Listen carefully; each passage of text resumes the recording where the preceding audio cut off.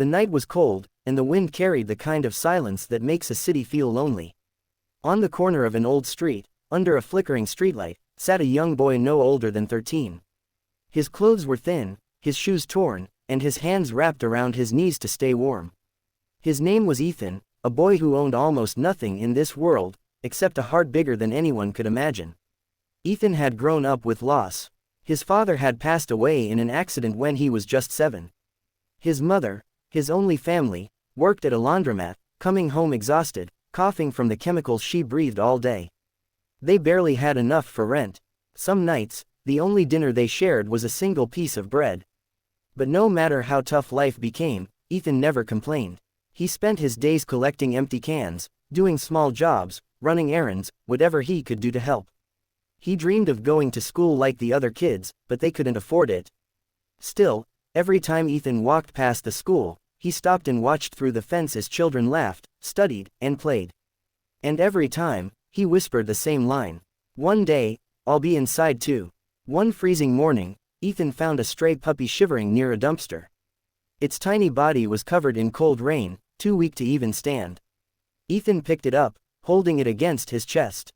He didn't have food, he didn't have money, but he had love. He took the puppy home, wrapped it in his only blanket, and fed it the little bread he had saved for himself. His mother saw him and asked, "Ethan, you gave him your food?" He nodded. "He needed it more, Mom." She wiped her eyes. "You have nothing, yet you give everything." Days passed, and the puppy grew stronger.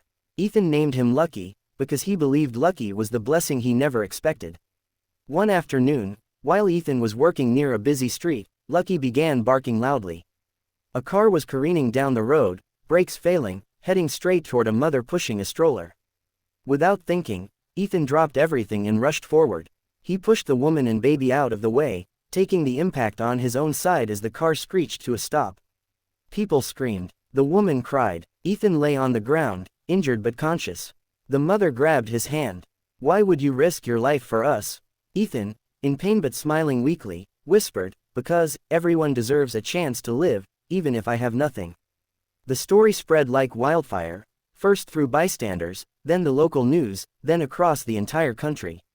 Headlines appeared everywhere. "Poor boy saves mother and child." "A hero who had nothing, yet gave everything." "Ethan, the boy with the biggest heart." Donations poured in. People wanted to help the boy who risked his life for strangers. Journalists visited his small home. When they saw his living conditions, they were shocked. A well-known charity organization stepped in. They paid for Ethan's medical treatment, bought his mother new clothes, helped them find a better home, and most importantly, they enrolled Ethan in school. On his first day, Ethan stood in front of his classroom, wearing a clean shirt and carrying a new backpack, things he had only dreamed of. His classmates clapped as he walked in. But Ethan didn't smile because he had new things. He smiled because Lucky was waiting outside wagging his tail. He smiled because his mother was healthy and hopeful. He smiled because, for the first time in his life, he felt seen. And when a reporter asked him, "Ethan, why do you think people care so much about your story?" he answered softly, "Because even if you have nothing, you can still give the world everything. You can give kindness." His words brought tears to millions. Ethan's story became a message the world needed. Sometimes the richest hearts are found in the poorest places. Sometimes the smallest hands do the biggest deeds. And sometimes a boy with nothing ends up giving the world everything.